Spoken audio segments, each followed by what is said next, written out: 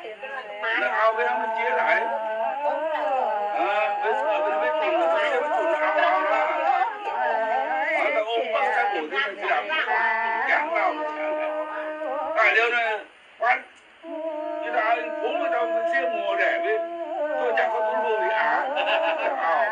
cũng qua tôi nói đã tuổi như là bình thường lắm nhìn nó chỉ lúc tôi tụi tuổi còn là nó đục lại mà lại nhìn cái bọn nghe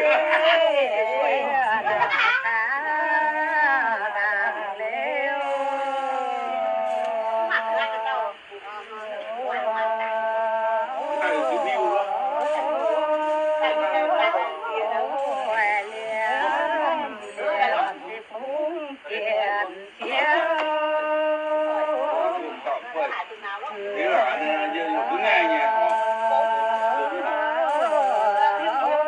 đi cái biểu như cũng nghe mà chúng tôi nhau Câu này nè, cái nhớ này. Đây là cái nhớ bộ cũng đang nghe.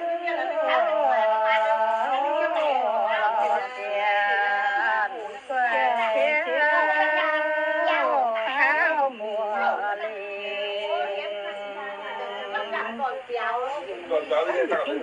nhưng là